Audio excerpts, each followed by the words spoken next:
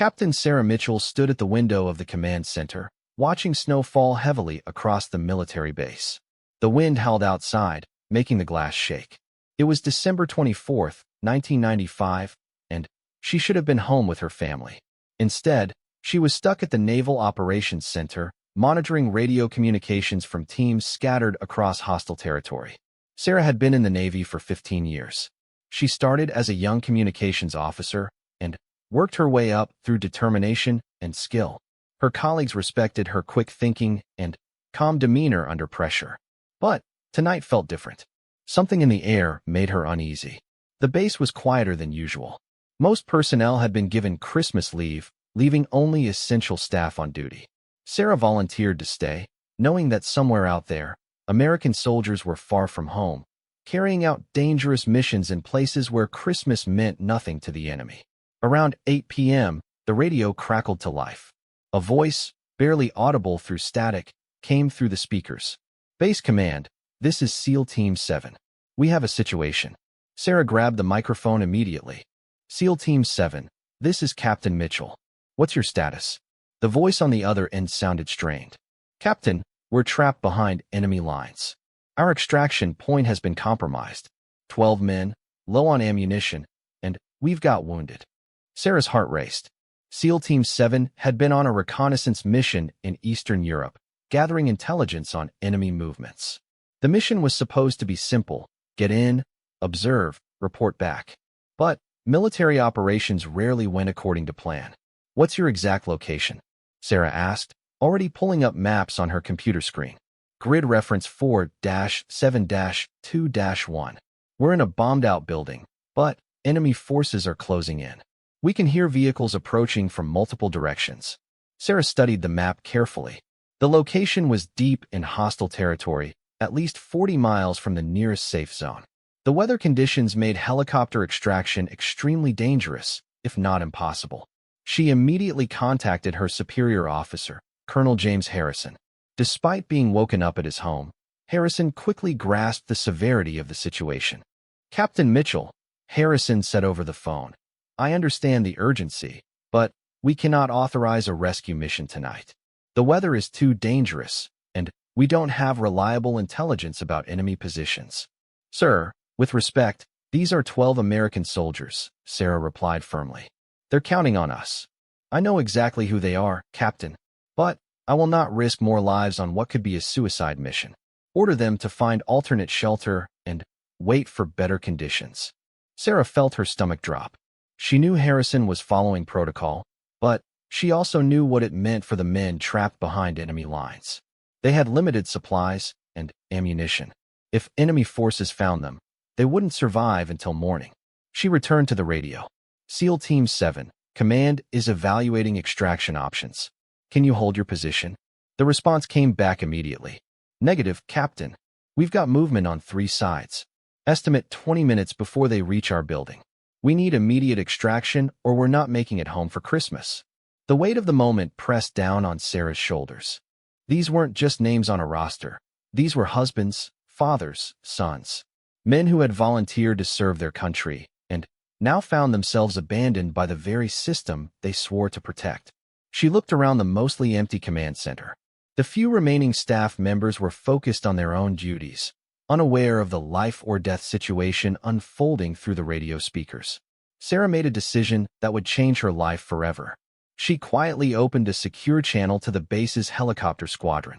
If command wouldn't authorize an official rescue mission, she would have to find another way.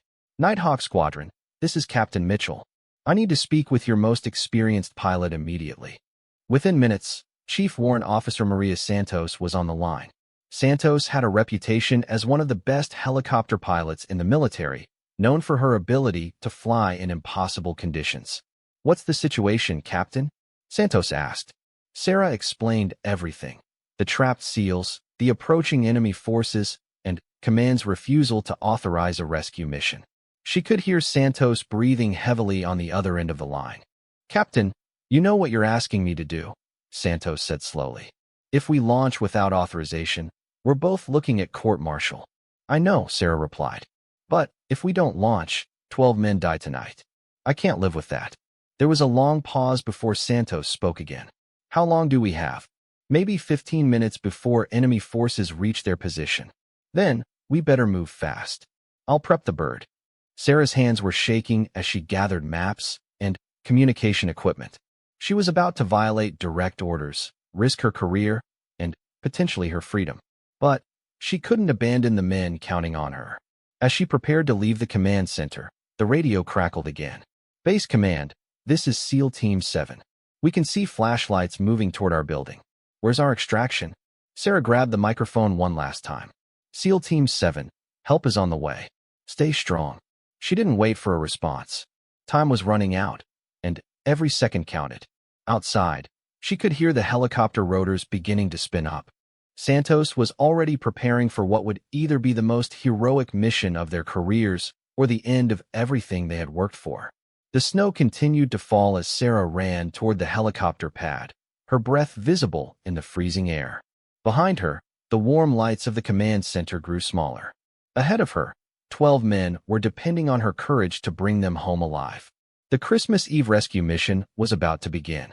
The helicopter's rotors cut through the snowy air as Captain Sarah Mitchell climbed into the aircraft. Chief Warrant Officer Maria Santos was already in the pilot's seat, her hands moving quickly across the controls.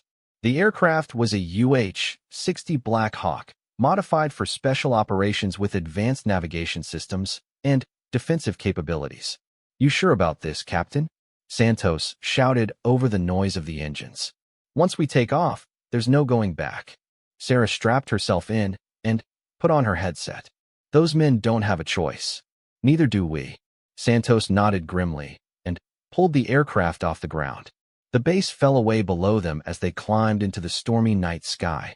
Snow pelted the windscreen, and strong winds buffeted the helicopter from all sides. What's our flight time to target? Sarah asked through the intercom. In these conditions, about 18 minutes, Santos replied. But that's if we don't run into enemy air defenses or get forced down by the weather. Sarah checked her watch. The SEAL team had reported enemy movement 15 minutes ago. Time was running out fast. As they flew through the darkness, Sarah monitored multiple radio frequencies. She could hear enemy communications in foreign languages, discussing search patterns and reporting suspicious activity. The trap around SEAL Team 7 was closing. Base command to any aircraft in Sector 7. Came a voice over the emergency frequency. This is Colonel Harrison. Any unauthorized flights must return to base immediately. Sarah and Santos exchanged glances. Harrison had discovered their unauthorized mission. He's tracking us, Santos said. Our transponder is giving away our position.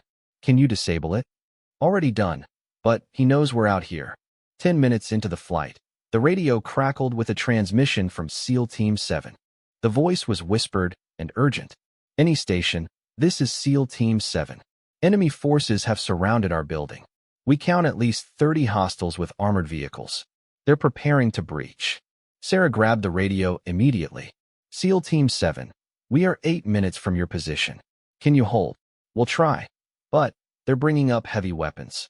If you're coming, you better hurry. Santos pushed the helicopter faster, despite the dangerous weather conditions. Ice was forming on the rotor blades, and visibility was almost zero. She was flying purely on instruments and years of experience. There, Santos pointed through the windscreen.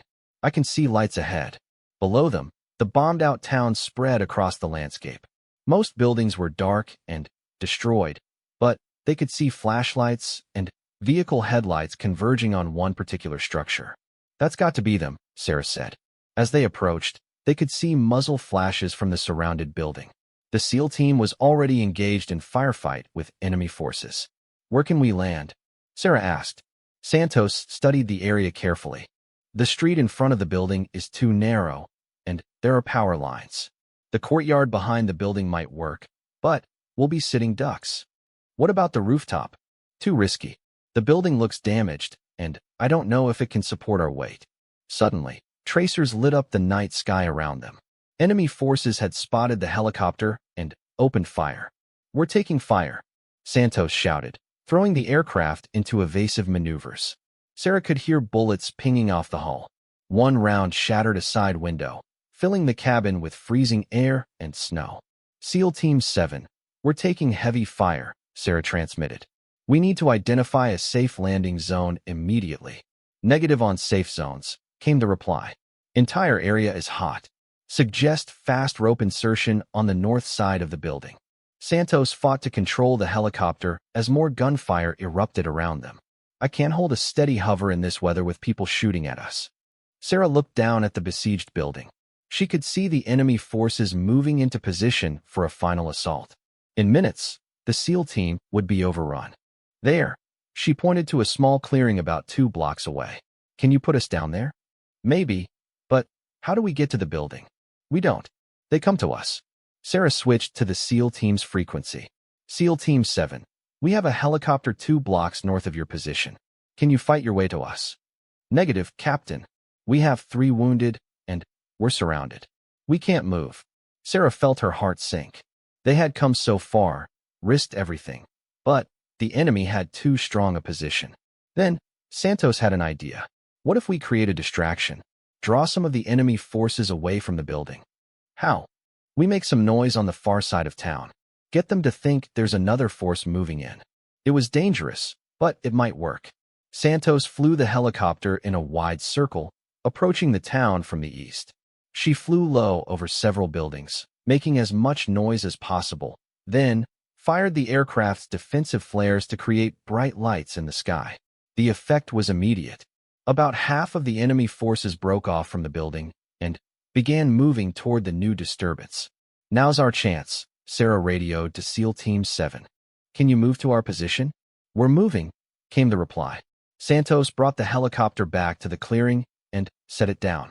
The rotors continued spinning as they waited. Sarah could see the building in the distance, still surrounded by enemy forces, but with fewer than before.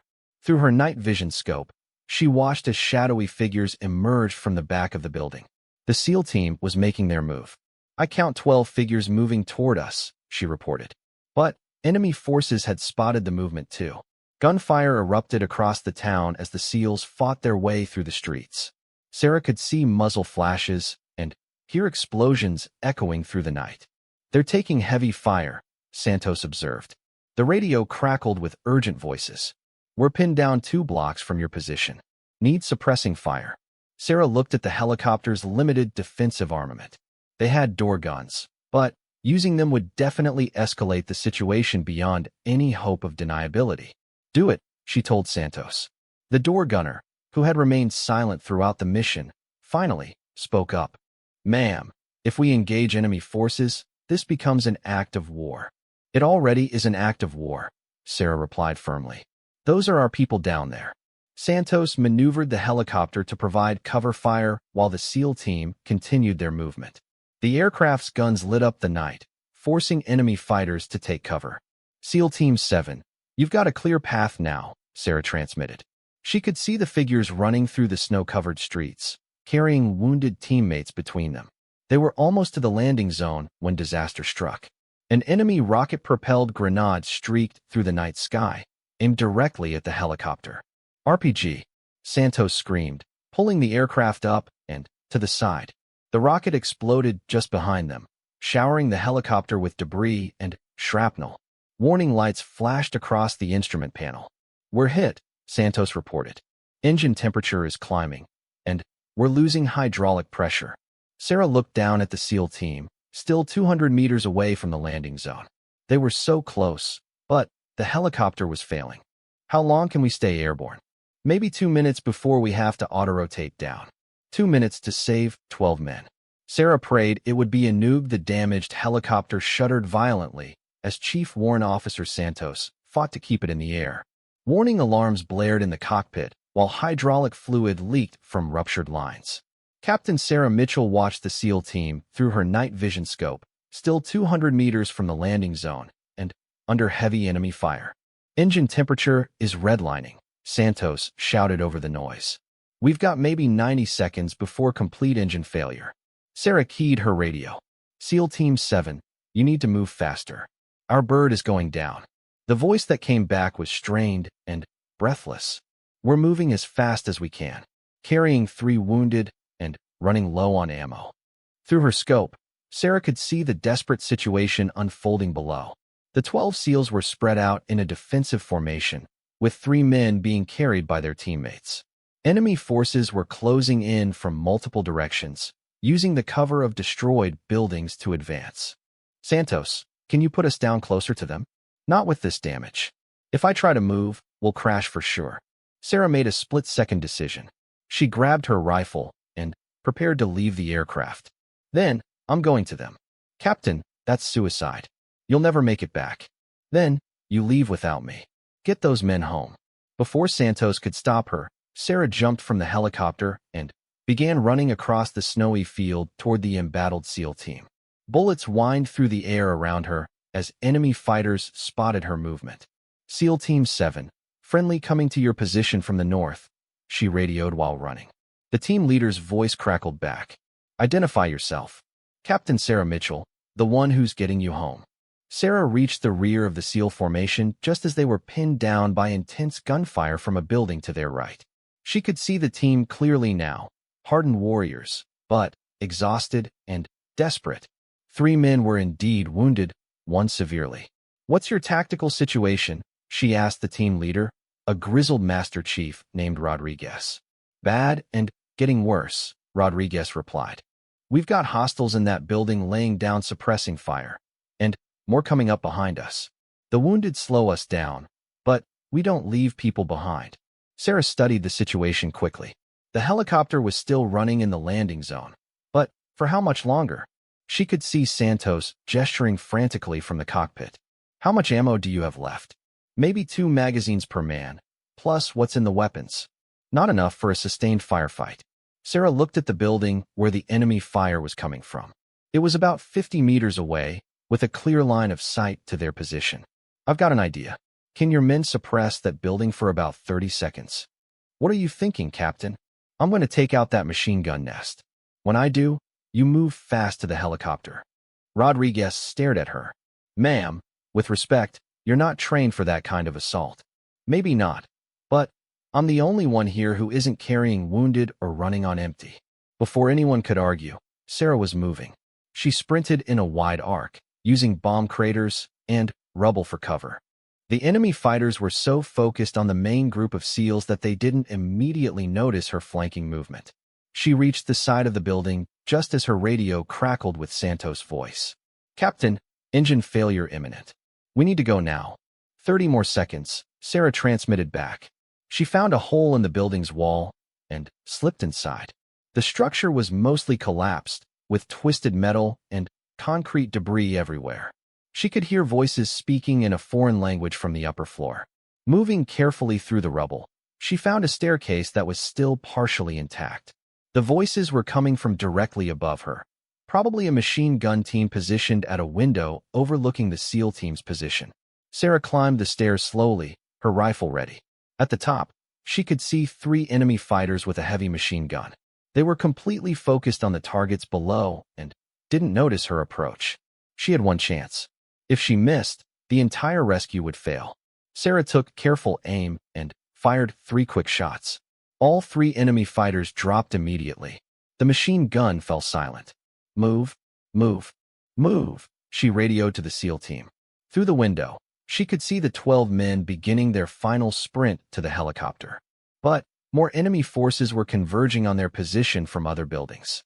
Sarah grabbed the abandoned machine gun and turned it on the approaching enemy fighters. She had never fired one before, but she understood the basics. The weapon bucked violently in her hands as she swept it across the enemy positions, forcing them to take cover. Captain, where are you? Rodriguez's voice came over the radio. Covering your movement. Keep going. We're not leaving you behind. That's an order, Master Chief.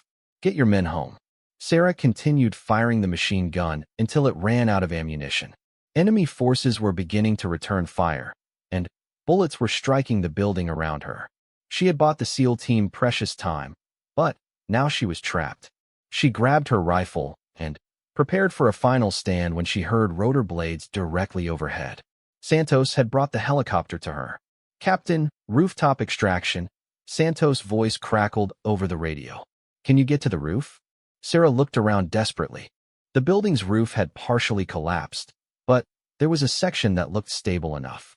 She climbed through the debris, reaching the rooftop just as the helicopter appeared overhead. The aircraft was smoking and shuddering badly, but Santos managed to hover just above the building. A rope dropped down from the open door.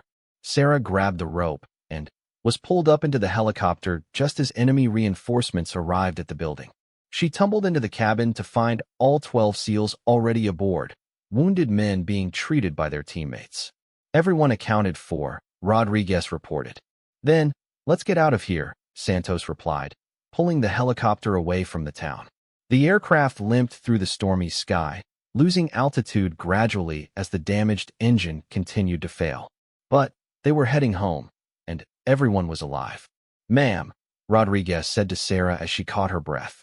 I don't know who you are or what made you come for us, but you saved our lives tonight. Sarah looked around at the 12 faces in the helicopter, warriors who had served their country with honor and were now going home to their families for Christmas. Just doing my job, Master Chief. But she knew it was more than that. She had risked everything, her career, her freedom, possibly her life, for men she had never met. And she would do it again without hesitation. The helicopter continued its journey through the night, carrying its precious cargo towards safety. Behind them, the lights of the enemy town faded into the darkness. Ahead lay home, family, and the consequences of their unauthorized mission. But, for now, in this moment, 12 American warriors were alive and heading home for Christmas. That was all that mattered. The damaged helicopter struggled through the dark sky, its engine coughing and sputtering as Chief Warrant Officer Santos fought to keep them airborne. Captain Sarah Mitchell sat among the 12 SEALs, watching the wounded men receive medical attention from their teammates. The cabin was cramped and filled with the smell of hydraulic fluid and gunpowder. How are we doing, Santos? Sarah asked through the intercom. Not good, Captain. We're losing oil pressure fast, and the engine temperature is off the charts. I'm not sure we'll make it all the way back to base. Master Chief Rodriguez overheard the conversation through his headset. Ma'am, there's a forward operating base about 20 miles from here. It's not much, but they've got a landing strip. Sarah pulled out her map and studied their options. The forward base was definitely closer, but it would mean more people knowing about their unauthorized mission. On the other hand, if the helicopter went down in hostile territory, everyone aboard would be at risk. Santos, can you make 20 miles? Maybe, but it's going to be close. As they flew through the snowstorm, Sarah couldn't help but think about what would happen when they landed.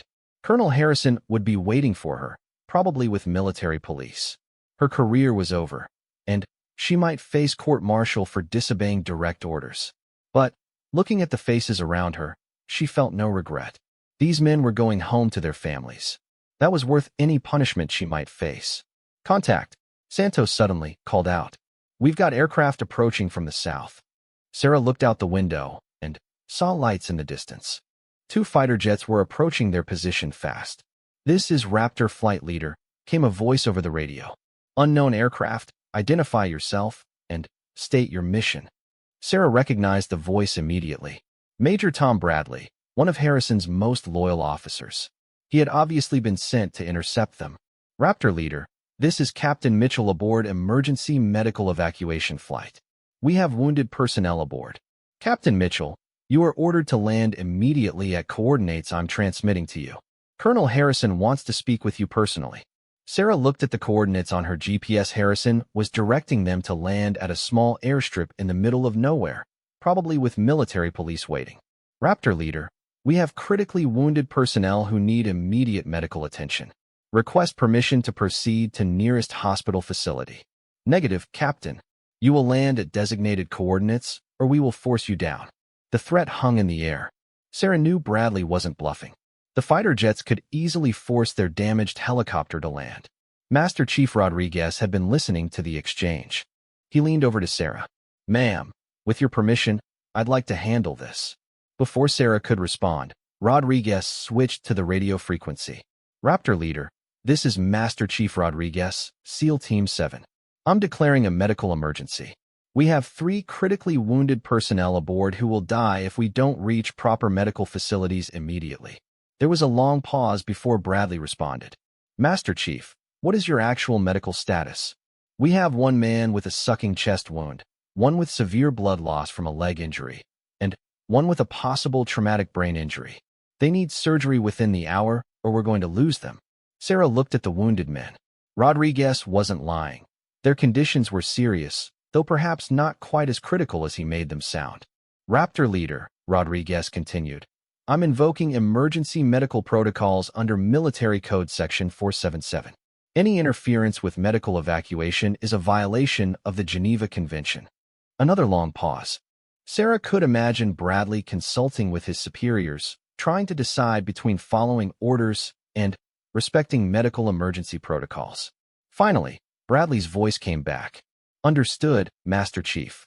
You're cleared to proceed to nearest medical facility. But know that Colonel Harrison will be waiting for you when you land. The fighter jets peeled away, leaving the helicopter to continue its journey. Santos had been monitoring their engine status throughout the radio exchange. I've got good news and bad news, Santos announced. Good news is we're going to make it to the forward base. Bad news is it's going to be a hard landing. Through the windscreen, they could see the lights of the small military outpost ahead. It wasn't much, just a runway, a few buildings, and a small medical facility. But it was safe American territory. All personnel, prepare for emergency landing, Santos called out. The SEALs quickly secured the wounded men and braced themselves. Sarah checked her own harness and prepared for what might be a rough touchdown. Santos brought the helicopter in steep and fast, with no time for a gentle approach. The aircraft hit the runway hard, bounced twice, and skidded to a stop just short of the buildings. Everyone out, now, Santos ordered as smoke began filling the cabin. The helicopter's crew and passengers evacuated quickly, carrying the wounded men toward the medical facility. Sarah was the last one out, helping Santos grab essential equipment before the aircraft potentially caught fire. As they reached the medical building, Sarah saw Colonel Harrison emerging from a staff car, flanked by two military policemen. His face was grim as he approached the group. Captain Mitchell, Harrison said formally, you are under arrest for disobeying direct orders, unauthorized use of military equipment, and engaging in combat operations without proper authorization. Before Sarah could respond, Master Chief Rodriguez stepped between her and the colonel. Sir, with respect, this woman saved our lives tonight. If she hadn't come for us, 12 Navy SEALs would be dead right now. Master Chief, I understand your gratitude, but Captain Mitchell violated direct orders. She put additional lives at risk with her unauthorized mission. The other SEALs had gathered around, forming a protective circle around Sarah. Even the wounded men who could stand had joined them. Colonel, Rodriguez said firmly, Captain Mitchell displayed extraordinary courage and leadership tonight. She risked her own life to save ours when command abandoned us. In my opinion, she deserves a medal, not a court-martial. Harrison looked uncomfortable as he faced the united front of the SEAL team. These were elite warriors, respected throughout the military, and their support for Sarah was clear. Master Chief, I appreciate your position, but I have my orders. Captain Mitchell will be taken into custody, pending a full investigation. As the military police moved forward, Rodriguez made one final statement. Sir, when the newspapers hear about this story, about how a brave Navy captain saved 12 SEALs on Christmas Eve while her superiors left them to die, I wonder how that will look for the Navy's reputation. Harrison stopped the military police with a raised hand. The threat was subtle but clear. The SEALs could make this a public relations nightmare for the military if they chose to. Captain Mitchell, Harrison said after a long pause, you will report to my office at 0800 hours tomorrow for debriefing. Until then, you are confined to quarters. It wasn't exactly freedom, but it wasn't immediate arrest either. Sarah nodded silently, understanding that the real battle was just beginning. As the medical personnel took care of the wounded SEALs, Sarah watched the 12 men she had risked everything to save. They were alive, they were safe, and they would be going home to their families for Christmas. Whatever happened to her career, she knew she had made the right choice. Some things were more important than following orders, and the lives of American warriors were definitely one of those things. The snow continued to fall outside the medical facility as Christmas morning approached. For 12 families, it would be the best Christmas gift they had ever received. Captain Sarah Mitchell sat in the small quarters assigned to her at the forward operating base, staring out the window as dawn broke on Christmas morning. She hadn't slept much, knowing that in a few hours she would face Colonel Harrison and likely the end of her military career. A soft knock at the door interrupted her thoughts. She opened it to find Master Chief Rodriguez, now cleaned up and wearing fresh fatigues. "Ma'am, I wanted to thank you again before we ship out," he said. "The wounded men are stable, and we're all going home today." "I'm glad to hear that, Master Chief. That's all that matters." Rodriguez studied her face. "Ma'am, you know this isn't over, right? What you did last night is going to have consequences, but not the ones you think." Before Sarah could ask what he meant, Rodriguez handed her a thick folder. "What's this?" "After-action reports from all 12 team members. Every man wrote down exactly what happened last night, from our initial contact through the rescue. We've also prepared sworn statements about Command's refusal to authorize the rescue mission." Sarah looked through the documents. They were detailed, professional, and painted a clear picture of her actions as heroic rather than insubordinate. "Master Chief, I appreciate the support, but this won't change anything. I still disobeyed direct orders. Ma'am, with respect, sometimes the right thing and the legal thing aren't the same. You chose to do what was right." At precisely 0800 hours, Sarah reported to Colonel Harrison's temporary office. She was surprised to find she wasn't alone. Several high-ranking officers were present, including a general she didn't recognize. "Captain Mitchell," Harrison began formally. "This is General Patricia Collins from Pentagon Special Operations Command. She flew in specifically to discuss last night's events." General Collins was a small woman in her 50s, but she carried herself with the authority of someone who had earned her position through decades of service. "Captain," Collins said, "I've read the preliminary reports about your unauthorized mission. I've also spoken with every member of SEAL Team 7. Would you care to explain your actions?" Sarah stood at attention. "Ma'am, 12 American servicemen were trapped behind enemy lines with no official rescue authorization. I made the decision that their lives were worth more than my career." "You realize you violated direct orders from a superior officer?" "Yes, ma'am." "You also realize you engaged in combat operations in a foreign country without proper authorization, potentially creating an international incident?" "Yes, ma'am." Collins studied Sarah for a long moment before speaking again.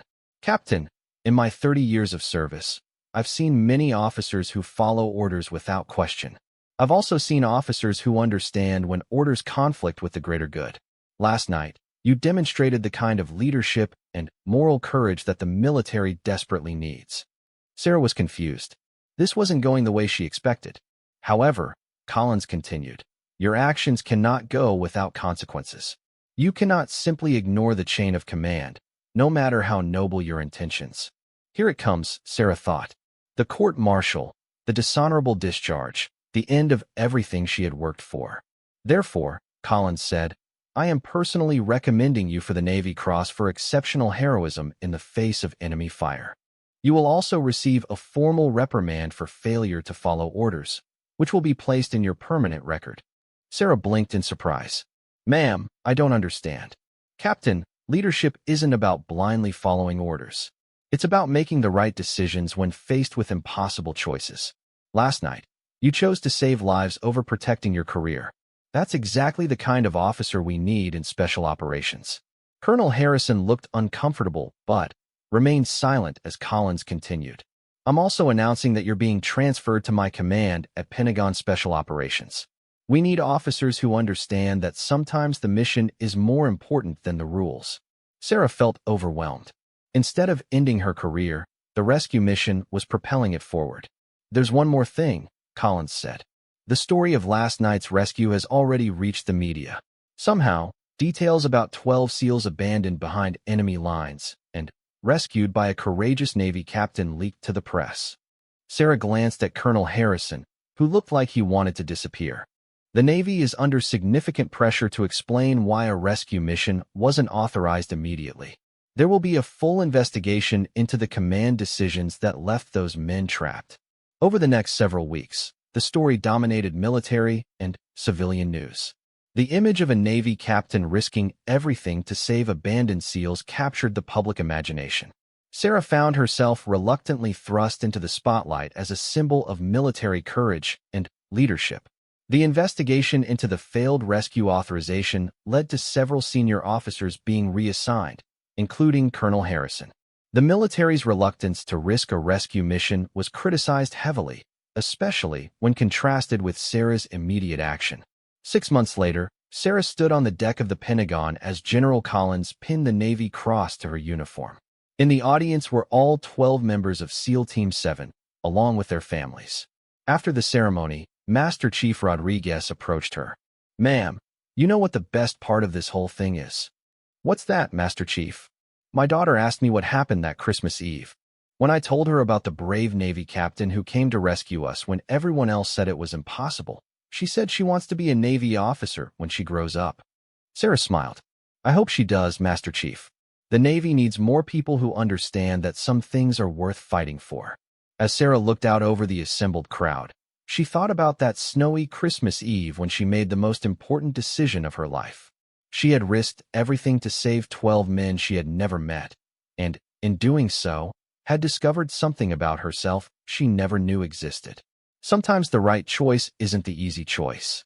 Sometimes leadership means standing alone against authority. And sometimes saving lives is more important than saving your career. The 12 men of SEAL Team 7 went home to their families that Christmas, and Sarah had found her true calling in military service. It was a Christmas miracle that changed all their lives forever. Years later, when young military officers asked her about leadership and making difficult decisions, Sarah always told them the same thing. When faced with a choice between following orders and saving lives, always choose to save lives. The rest will work itself out. That Christmas Eve rescue became legendary within military circles, studied in leadership schools, and cited as an example of moral courage under pressure. But, for Sarah, the real victory wasn't the medal or the promotion. It was the knowledge that 12 American families got to spend Christmas together because she chose to do what was right instead of what was easy. And that was a gift that would last a lifetime.